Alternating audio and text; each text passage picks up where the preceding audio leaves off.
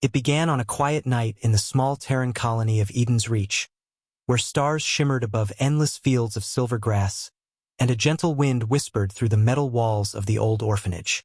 The air smelled of rain and soil, clean and alive. Inside, laughter echoed softly.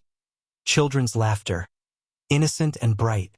They were the forgotten ones of the new age, children born to parents lost in mining accidents, border raids, or the silence of deep space. The world had left them behind, but one woman never did. Her name was Mara, their teacher, guardian, and the only parent they knew. Her hair was gray, her eyes calm and kind, the kind of woman who carried decades of sorrow but never let it break her. Every night she told them stories of Earth, of oceans so wide no ship could cross them, of cities shining under blue skies, and of a people who once fought monsters among the stars. But now, she said, humanity had changed. They had learned peace. They had learned restraint.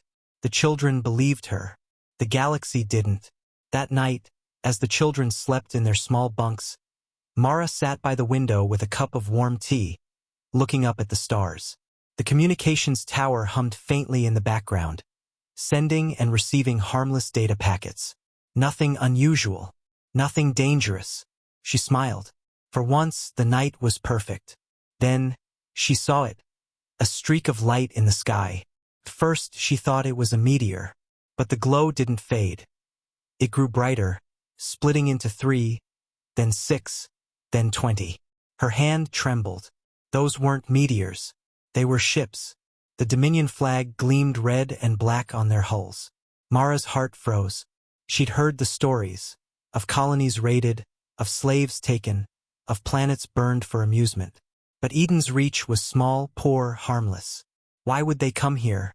Before she could call the local outpost, the sky lit up. A burning spear of plasma tore through the night and struck the eastern ridge. The shockwave shattered the orphanage windows. Children screamed as fire and debris rained down. Mara stumbled, grabbed the nearest child, and shouted for them to hide. The sirens blared thin, desperate cries against the sound of falling steel. Another blast hit, closer this time, and the walls shook like paper. She dragged 2 more children toward the basement. But when she turned back, half the dormitory was gone, swallowed by flame. The oxygen alarms screamed red. Smoke filled the air. Outside, the sky was no longer a calm blue. It was burning orange, filled with shadows of descending ships. The Dominion raiders landed fast. Their engines scorched the fields where the children once played. Armored figures stepped out, tall, scaled, and cold-eyed. They weren't soldiers. They were scavengers, pirates under official command. They laughed as they walked through the ruins, searching for survivors. Mara hid the children behind a storage hatch beneath the floor. "Don't make a sound," she whispered, pressing her finger to her lips. The youngest boy, Eli, nodded, but tears streamed down his face. Mara climbed out quietly and faced the door. She could hear their boots, heavy, methodical, coming closer. She grabbed a rusted wrench, the only thing she could find. It wasn't much, but it made her feel less helpless. The door crashed open. A Dominion soldier stepped inside, his armor reflecting the flames outside. He scanned the room with a red targeting lens. Mara stood still, her heart pounding, the wrench trembling in her hand. "No hostiles," the soldier said in a metallic voice. He turned to leave, but stopped when he saw movement. A child's small foot peeking from the hatch. His head tilted. Mara lunged, swinging the wrench with all her strength. It clanged uselessly against his helmet. He turned and backhanded her. She fell hard against the wall, blood spilling from her nose. The soldier opened the hatch and dragged the children out, one by one, as they screamed for Mara. "Don't hurt them," she begged. "They're just kids." The soldier laughed and pointed his weapon at her. Then the room went white. The blast was quick. The orphanage roof tore apart. The night sky vanished in flame. Traders passing through the outer system recorded it all. The burning buildings, the falling bodies, the silence that followed. The footage showed no soldiers, no defense. Just a small Terran colony destroyed by a Dominion patrol that didn't even slow down. The traders tried to send a distress signal, but the Dominion jammed all frequencies. By the time rescue arrived 2 days later, there was nothing left. Only blackened fields and the faint outline of the orphanage's foundation. They found no survivors. Only a melted metal tag that read Eden's Reach Orphan Home. When the footage reached Earth, it spread across every channel within hours. People gathered in their homes, watching in stunned silence. There was no sound in the recording, only the image of a burning building and a child's toy half buried in the ash. The world that once believed in peace found itself unable to breathe. Politicians called it an act of tragedy. Journalists said, a misunderstanding. But the people, the miners, the farmers, the soldiers, the mothers, they saw it for what it was. Murder. In New London, the Prime Assembly met in emergency session. The Chancellor stood before the Council and said, we have not raised our fleets in over a century. We believed in peace, in progress, in unity. But tonight, they burned our children. His voice broke and then hardened. And humanity does not forget. Across the Sol system, lights began to flicker on in old shipyards that had been silent for generations. Docks on Luna reopened. Engineers dusted off forgotten designs. The old railguns that once guarded the Earth-Mars trade route were reactivated. In the deep halls of Europa Station, a message was sent through encrypted lines to every corner of Terran space. Carried only 5 words. They burned our orphanage. War. The soldiers of old, veterans, pilots, engineers, returned. Young recruits volunteered in millions. The academies that once taught diplomacy now taught warfare. Scientists reassembled the Ares Fleet Project, a ghost fleet of massive ships built in secret decades ago, hidden beneath the ice of Jupiter's moon. The Earth defense grid pulsed to life, its satellites humming like awakened beasts. Humanity had been quiet for too long, and the galaxy had mistaken silence for weakness. The Dominion, arrogant and proud, ignored the first signs. They laughed when Terran diplomats recalled their ambassadors. They mocked when human trade ships disappeared from alien ports. They believed humanity too broken to fight. They were wrong. In the ruins of Eden's Reach, the wind carried the faint scent of ash and melted steel. Among the rubble, a small device flickered. A recording unit Mara had hidden in her desk. It had survived. Its final log played a single message. To whoever finds this, tell them we were not afraid. Tell them the children laughed until the end. The message was transmitted to Earth's war archives. It became the anthem of a generation. From that moment, the Terran sky filled with movement. Orbital forges glowing, engines roaring, factories working day and night. A new flag was raised above the United Earth Defense Council building. A black field with a single silver star, symbolizing every lost soul of Eden's Reach. Humanity had decided. No more waiting. No more forgiveness. The Dominion would learn that peace was a privilege, and humanity was done offering it. That night, in the cold silence of space, the first Terran warship departed from Lunar Dock 47. Its name was Retribution's Flame. Its engines burned brighter than any sunrise, heading toward the Dominion border. And for the first time in 100 years, the galaxy felt the pulse of an ancient power awakening. The heartbeat of a species that had once brought empires to their knees, and all of it began because they burned an orphanage. When the recording of Eden's Reach spread across the Sol system, it did not spark anger immediately. It created silence, the kind that felt heavier than any scream, the kind that soaked into every home, every outpost, every heart, until it turned into something sharper, something ancient. For days the people of Earth said nothing, only watched the same burning images over and over again. Children running through fire, an old woman trying to shield them, a sky split open by plasma fire. Then came the first sound, a voice from the crowd outside the Terran Council Hall. No more, someone said. It was barely a whisper, but in the days that followed, it became a chant that echoed across every city. No more. No more treaties. No more waiting. No more pretending the galaxy cared about their peace. The Dominion called humanity soft, tame, civilized beyond recognition. They were about to find out what those words really meant. Inside the gray towers of New Geneva, the United Earth Defense Council met behind sealed doors. Old admirals returned from retirement, their medals tarnished but their eyes alive with fury. Scientists from Luna brought forward hidden files, classified technologies stored under never to be used. Among them was the Atlas Protocol, a contingency plan designed a century ago in case humanity ever faced extinction again. No one had thought they would use it, until now. Across Mars, the forges lit up again, their crimson glow visible even from orbit. The Terran shipyards, silent for generations, awoke with metallic thunder. Engines that had not roared in 100 years coughed to life as welders, mechanics, and volunteers swarmed the docks. The old fleets, the Titans, the Dawn ships, the Ark-class carriers, were dragged from their tombs beneath the moons and oceans. They were old, yes, but human hands were patient and stubborn, and within weeks the broken giants began to breathe again. News spread faster than light. Earth is arming. The Dominion tried to mock it, saying humans were only building museum relics, that their ships were obsolete, that their fleets were myths. But deep in the ice vaults of Europa, hidden from every galactic sensor, a secret program stirred, the Ghost Fleet Initiative. Hundreds of stealth warships, cloaked in dark alloy, powered by fusion cores that left no trace. They had been built in silence, hidden after the last Great War, waiting for a command that never came. Until a single encrypted transmission reached them: Eden's Reach has fallen. Operation Retribution is active. Every ship's system lit green. The Ghost Fleet awakened. On Earth, people from every colony sent messages to the Council. Miners from Titan offered their tools. Engineers from Mars offered designs. Even schoolchildren wrote letters saying they'd work for free if it meant protecting the next Eden's Reach.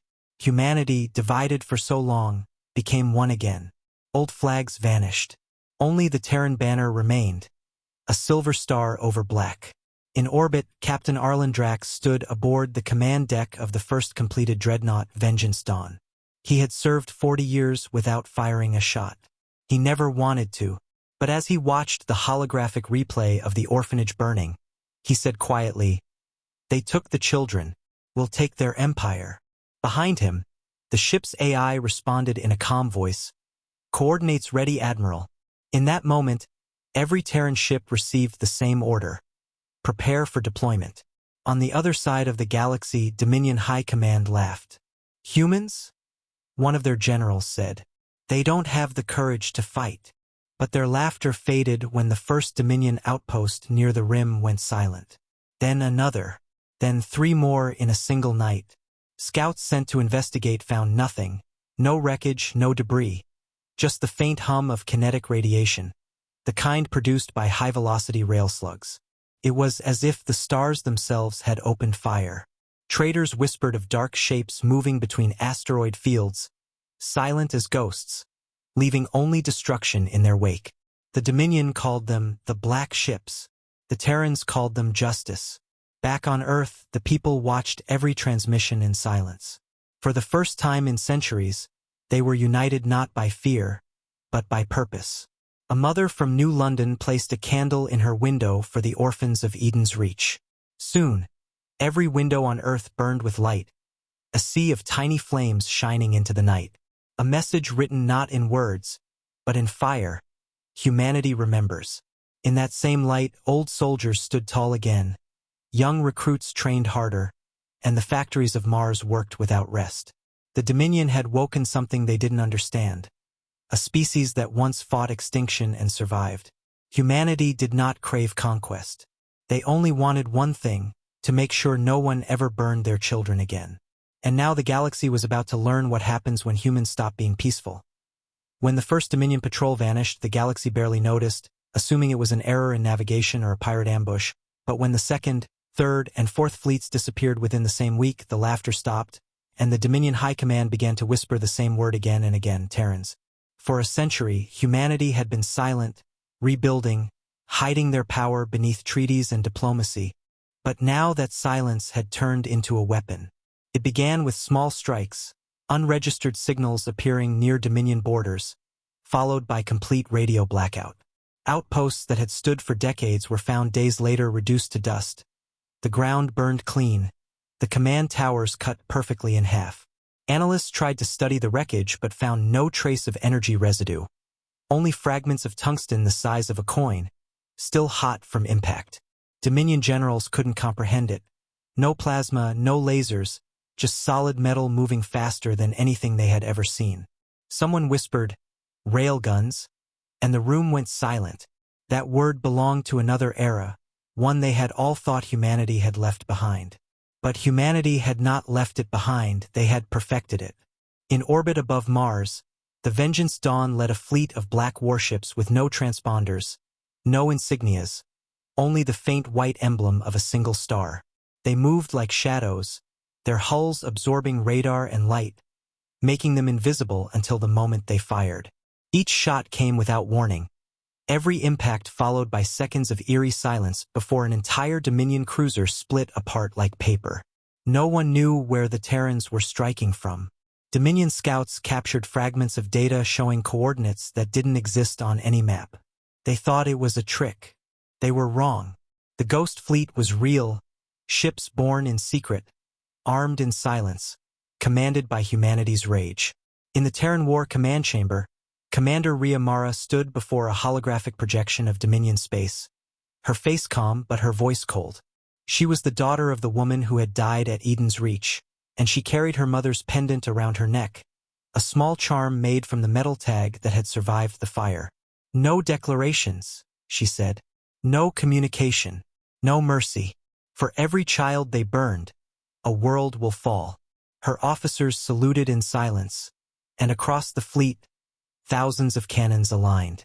The Dominion attempted to fight back, deploying their armadas of shining ships, each bristling with energy weapons.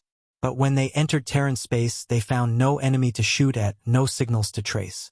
Then, suddenly, their long-range sensors detected mass shadows behind them, dozens, then hundreds. The Terran fleet had surrounded them without ever being seen. Within minutes, rail slugs the size of city buses tore through their hulls. Explosions filled the void. Entire Dominion formations vanished in less than an hour.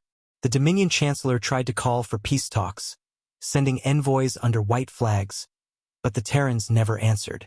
The envoys' ships drifted home empty, untouched, their systems wiped clean. A message that silence itself was the only reply. Civilian planets began to panic. Dominion propaganda called it terrorism. But in every colony where humans had once lived, survivors lit candles and whispered one phrase, "Eden's Reach remembers." Dominion captains began refusing to patrol human sectors. Some deserted their posts entirely. They said the stars themselves were watching them, that the darkness held eyes. Meanwhile, on Earth, the war factories roared like thunder. The orbital rings glowed red as new fleets were born. The names of the ships carried the pain of humanity's history. Orphan's Cry, Silent Dawn, the Mara's Vow. Each vessel was crewed by men and women who had lost everything and came to reclaim their future. The first Dominion capital world to fall was Dravith. It happened without invasion, without troops. Terran satellites appeared above its atmosphere, dropping kinetic payloads from orbit. Every military base vanished within minutes, turned into smoking craters. The Dominion governor tried to send distress signals, but they bounced back with a message that made every officer freeze. For the children. For the first time in millennia, the Dominion realized fear. Entire fleets refused to engage Terran ships, their admirals paralyzed by the knowledge that humans fought not for territory, not for resources, but for vengeance. Dominion scientists scrambled to replicate Terran weapons, but their ships were built for energy combat, not physical warfare. Their shields couldn't stop solid metal traveling at a tenth of light speed. Every encounter ended the same: silence, impact, and death. The galactic media tried to broadcast the destruction, but the footage was always the same. A Dominion world glowing from orbit, then static. Deep within the core of the Dominion Empire, their council gathered in emergency session. "We underestimated them," one of the elders said. "They are not like us." Another replied, "They were quiet because they were waiting." And then, as their capital trembled under the distant rumble of orbital bombardment, the last message came from their outer colonies. "The humans have arrived." In the command deck of the Vengeance Dawn, Riamara watched the live feed of Dominion ships burning in the void. Her second officer asked softly, "Commander, do we stop?" She turned, eyes glowing in the flickering light. "No," she said. "We haven't reached the ones who ordered it yet." And with a single motion of her hand, another volley was launched. The Dominion fleets that had once enslaved worlds now begged for retreat. But humanity did not chase glory, they delivered judgment. Across the galaxy, species that had once mocked Earth now stayed silent. Some even offered tribute, desperate to avoid being noticed. The Galactic Council, once confident and proud, held an emergency meeting to discuss what they called the Terran resurgence. One ambassador asked, "What do they want?" No one could answer, because humanity hadn't spoken a single word since the orphanage burned. Their ships did the talking now, and every strike said the same thing. The age of mercy was over, and the age of humanity had begun. The Dominion believed they could still win, that humanity's early victories were just the advantage of surprise, but they didn't understand what they were facing, because this wasn't a war for resources or glory. This was vengeance carved into steel, guided by a rage so deep it became strategy. The Dominion's Grand Fleet, the largest in known space, assembled along the border of the Soul Expanse. Thousands of warships lined in formation, weapons charged, their admiral proud and certain. "They are human," he said to his command staff. "They bleed like us." But humanity had already learned long ago that bleeding didn't mean defeat. When the Dominion fleet crossed into Terran space, they found nothing. Empty systems, silent beacons, no signals. Hours passed, then days, until one by one their ships began losing communication. Navigation failed, life support flickered, targeting systems glitched. Then, all at once, the Dominion realized every ship in their formation was being hijacked.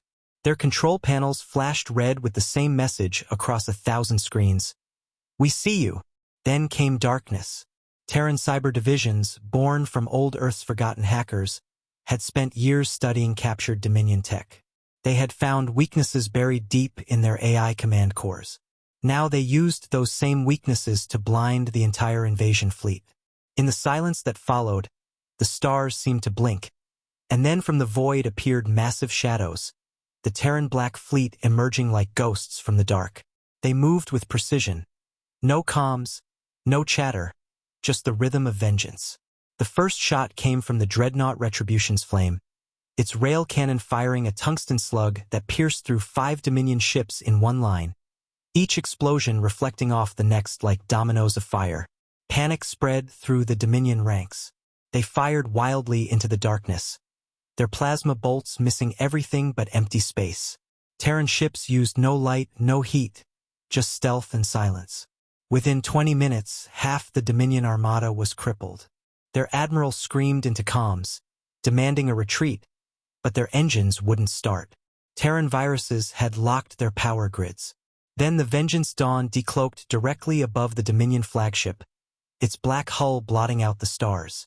Commander Riamara watched from the bridge, her expression calm, the pendant on her neck glowing faintly from the reflection of the burning ships. "Send the message," she ordered. Her communications officer transmitted a short signal, one that reached every Dominion channel. "For Eden's Reach."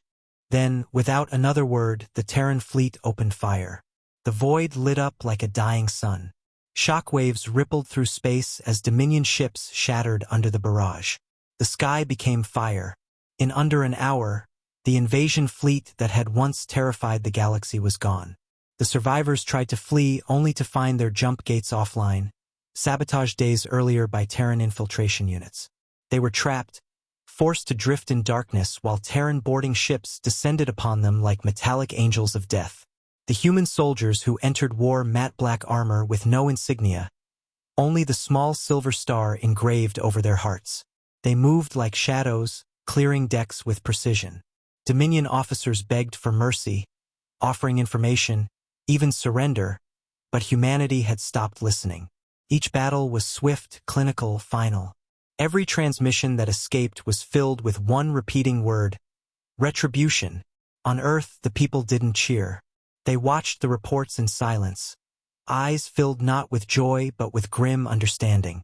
They knew this wasn't victory, it was justice. The children of Eden's Reach had become soldiers, engineers, leaders. Humanity had become the storm the galaxy feared. The Council on Earth didn't celebrate. They sent orders for the next phase. Operation Dawnfall. The goal: dismantle the Dominion completely, erase its ability to harm another innocent soul. Meanwhile, inside the Dominion's capital on the planet Viral, their emperor sat in his golden throne, surrounded by advisors trembling with fear. "They are coming," one whispered. "We must negotiate." But the emperor slammed his clawed hand on the armrest. "They would not dare attack us here. This is the heart of the Dominion." Yet, as he spoke, the lights above flickered, the city's power grid failing one district at a time. The sky outside darkened as orbital stations fell silent. Then a single Terran ship appeared above the capital, enormous, silent, and black as night. The Vengeance Dawn. It didn't fire immediately. Instead, it broadcast a live feed of Eden's Reach, the burned orphanage, the children's laughter from old recordings, the final transmission from Mara's hidden recorder.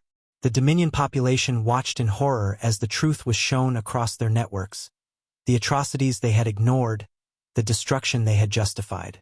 And then, in a moment of cold clarity, the Vengeance Dawn fired one tungsten round that split the Emperor's palace from top to bottom. Rhea Mara stood on her bridge, eyes locked on the burning world below. Her second officer turned to her. "Commander, Dominion command has fallen. The war is over." But she didn't smile. "No," she said quietly. "The war is only over when every child is safe." She gave one final order. "Transmit the message."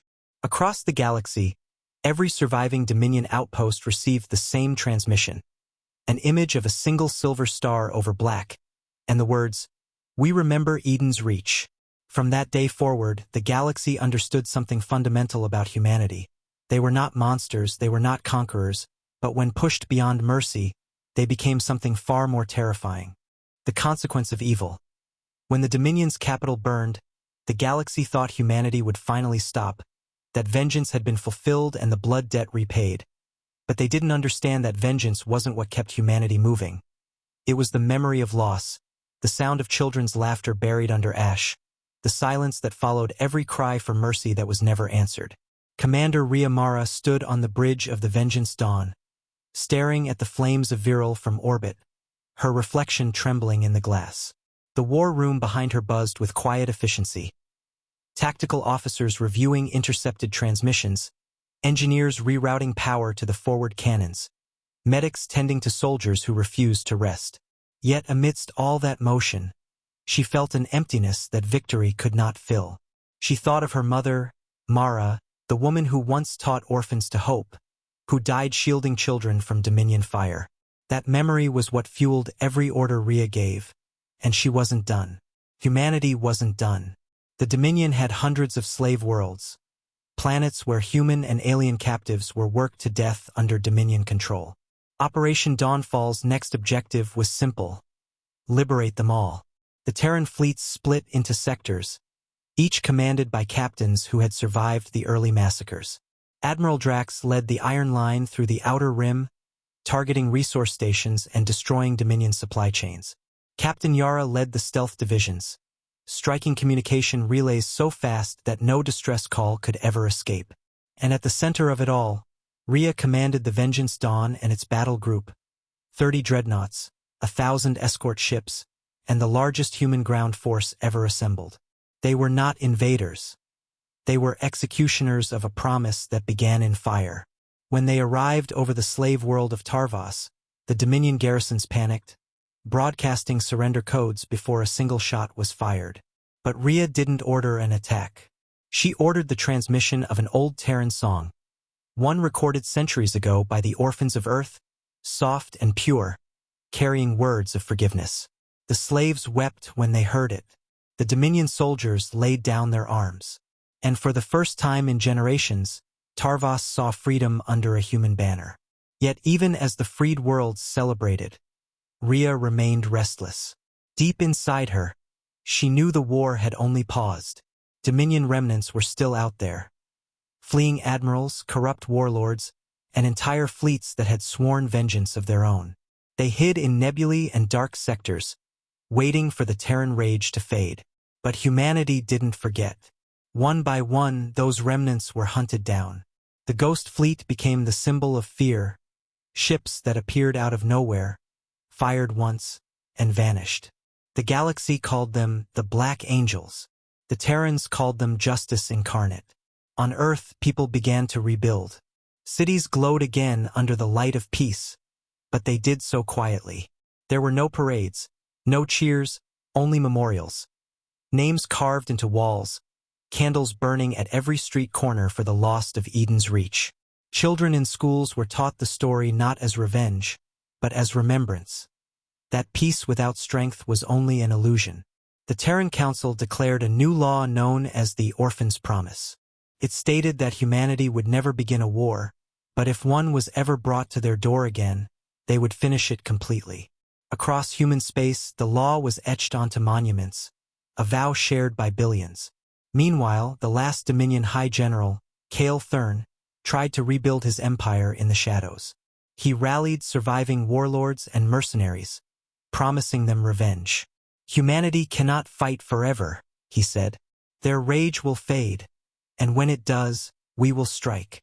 But as he gathered his fleet in the dead sector of Earthy's belt, he received an unexpected signal, a Terran transmission, short and precise. "We never forget." Before he could react, the stars around him ignited. The Retribution's flame emerged from hyperspace, followed by a swarm of Terran bombers. The battle lasted less than 15 minutes. Cale Thurn's final words were drowned out by the roar of railguns. Humanity didn't fight for conquest. They fought to ensure no one would ever again take what they loved. After the destruction of Earthy's belt, Rhea ordered all fleets to stand down. "No more burning," she said quietly. "No more blood." She stood before her crew and removed her pendant, the last piece of her mother's memory, and placed it inside a crystal capsule at the heart of the ship. "Eden's Reach is avenged. Now we build again." Her officers stood in silence as she gave her final command. The Terran fleets began returning home, their hulls scorched, their flags tattered, but their spirit unbroken. They had shown the galaxy what humanity truly was. Compassion turned to steel, mercy turned to strength, silence turned to thunder. When the Vengeance Dawn entered Earth's orbit, millions gathered below to watch. The sky shimmered as the warship descended through the clouds, its engines casting long shadows across the oceans. People wept, not for victory, but for those who never came back. Rhea spoke once more, her voice broadcast across every colony, every world. "We were peaceful once, and they mistook it for weakness. They thought our silence meant surrender. But now the stars will remember what humanity truly is: unbroken, unyielding, and unwilling to forget." And so, the war ended not with cheering, but with a whisper carried through every Terran home. A whisper that became legend across the galaxy. They burned Earth's orphanage, and humanity answered with total war. The war was over, but peace did not come easily, because peace, for humanity, was no longer a gift of silence. It was something built on scars, on the memories of fire and loss, and on the promise that no child would ever be left unprotected again. Months after the fall of the Dominion, the galaxy lay in ruins. Entire star systems were silent, their empires shattered, their fleets drifting like ghosts in the void. The Galactic Council tried to restore order, but none dared to speak against Earth. The Terran fleets now orbited dozens of liberated worlds, not as conquerors but as watchers, ensuring that the chaos born from the Dominion's fall would not consume the innocent. Commander Rhea Mara had not returned home. The Vengeance Dawn remained stationed at the edge of the Orion expanse, her black hull reflecting the cold light of dying stars. Every night she would stand alone on the observation deck, watching the void, listening to the hum of her ship's engines, haunted by the silence of Eden's Reach. Even though her mother's death had been avenged, something inside her could not rest, because she knew vengeance did not rebuild. Only compassion could do that.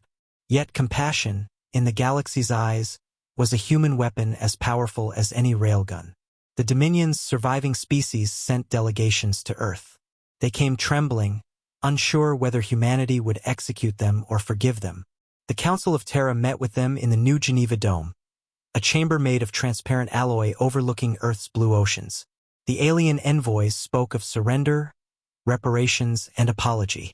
The Terran Chancellor, an old man named Elias Run, stood before them and said, "You think we want tribute? We don't. You think we want power? We don't. What we want is understanding. Remember why this happened."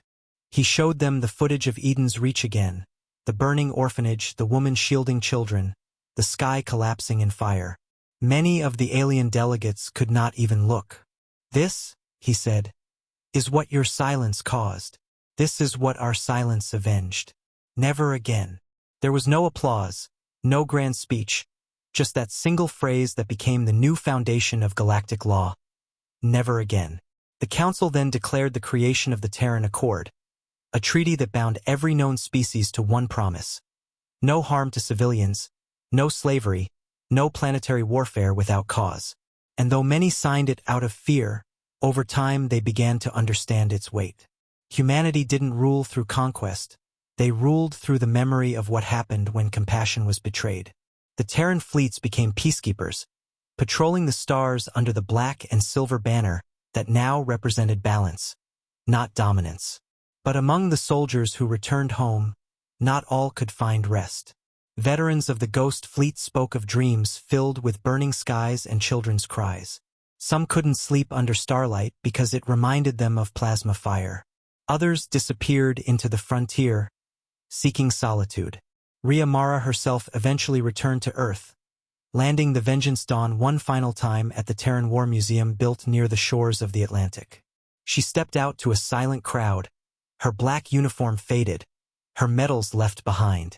Reporters expected a hero's speech, but she said only one thing: "We are not gods. We are guardians. And guardians don't seek praise, they simply stand watch." She placed her mother's pendant inside a crystal monument dedicated to Eden's Reach. Its inscription read, "They took our children. We took their empire." People from every colony came to see it. Some cried, some saluted, but all remembered. Years passed. The galaxy healed slowly. Dominion space was now free territory, rebuilt by cooperative hands. Children born after the war knew peace, but in their classrooms, they were taught the story of the orphanage, not to glorify war, but to understand its cost. The tale spread far beyond Earth, turning into legend across alien worlds. Traders whispered it like a warning.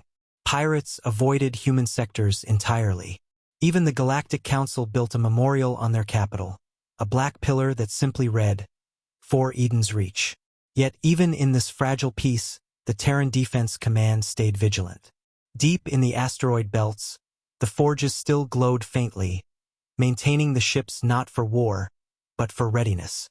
Humanity had learned that the moment they forgot, history would repeat itself.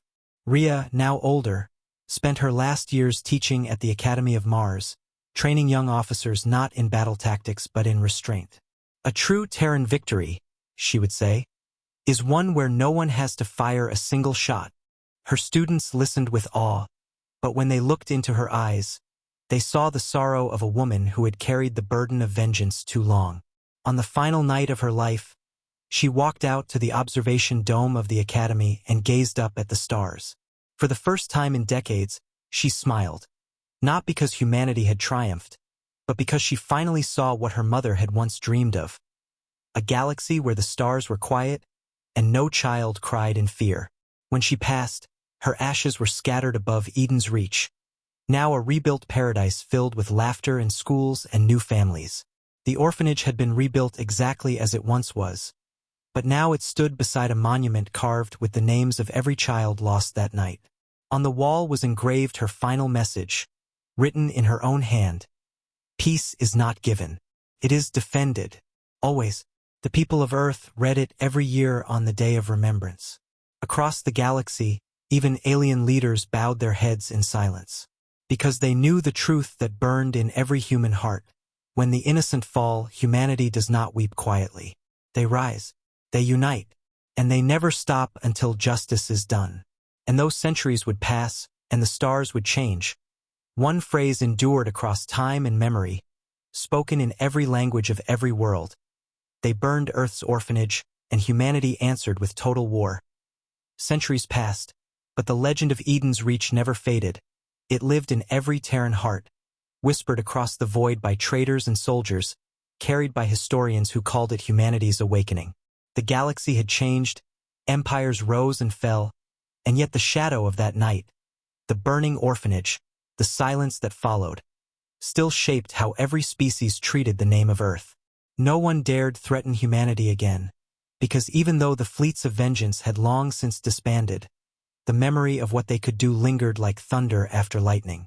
The Dominion's ruins had become gardens and learning worlds, rebuilt under Terran guidance, where the children of species once divided by hatred now studied side by side. No one forgot who made that peace possible. Above every Terran world, the black flag with a silver star still waved, not as a symbol of fear, but as a reminder of what it cost to earn peace. On Earth, the War Museum by the Atlantic had become a place of pilgrimage. Millions visited every year to stand before the crystal monument of Eden's Reach, where Rhea Mara's pendant floated in eternal light. Old veterans came with their grandchildren, touching the glass and whispering stories that the young ones listened to in silence. She ended a war without becoming a monster, one would say. She taught us that mercy and strength can exist together. The sea breeze carried those words across the water, mingling with the hum of ships rising and landing in peaceful orbit.